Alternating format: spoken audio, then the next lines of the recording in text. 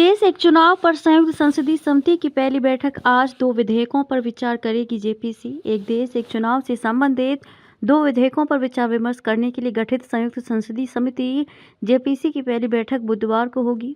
इस बैठक में विधि एवं न्याय मंत्रालय के अधिकारी जेपीसी के सदस्यों को प्रस्तावित कानूनों के प्रावधानों के बारे में जानकारी देंगे। संसद की 39 सदस्यीय जेपीसी के अध्यक्ष भाजपा सांसद पीपी चौधरी हैं। प्रियंका गांधी वाड्रा भी समिति में शामिल। इस समिति में कांग्रेस की प्रियंका गांधी वाड्रा, जदयू के संजय झा, शिवसेना के श्रीकांत शिंदे, आप के संजय सिंह और तृणमूल के कल्याण बनर्जी सहित सभी प्रमुख दलों के सदस्य शामिल हैं।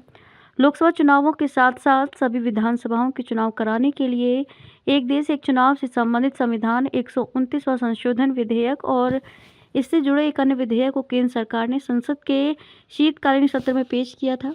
दोनों विधेयकों को विचार के लिए जेपीसी में भेज दिया गया है। सरकार ने समिति की सदस्य संख्या 31 से बढ़ाकर 39 रुपये करने का निर्णय लिया है। इसके पीछे उद्देश्य यही है कि सभी प्रमुख दलों के सदस्य इस बड़े निर्णय को लेकर अपनी राय दे सकें। संबित पात्रा सहित कई सांसद भी समिति के सदस्य पूर्व केंद्रीय मंत्री अनुराग ठाकुर, पुरुषोत्तम रूपाला और मनीष तिवारी तथा बांसुरी स्वराज और संबित पात्रा सहित कई सांसद भी समिति के सदस्य हैं। इस समिति में लोकसभा से 27 और राज्यसभा से 12 सदस्य हैं। लोकसभा और राज्यसभा में कानून मंत्री अर्जुन राम मेघवाल द्वारा प्रस्तुत प्रस्ताव के मुताबिक संयुक्त संसदीय समिति अगले संसदीय सत्र के अंतिम सप्ताह के पहले दिन अपनी रिपोर्ट देगी। आखिरी बार 1967 में देश में वन नेशन वन इलेक्शन के तत्कालीन फॉर्मेट के तहत चुनाव हुए। तब उत्तर प्रदेश, जिसे पहले यूनाइटेड प्रोविंस कहते थे, को छोड़कर पूरे देश में एक चरण में चुनाव हुए। यूपी में उस वक्त भी 4 चरण में चुनाव कराने पड़े थे। 1967 का इलेक्शन आज़ादी के बाद चौथा चुनाव था। तब 520 लोकसभा सीटों और 3563 विधानसभा सीटों के लिए वोट डाले गए थे।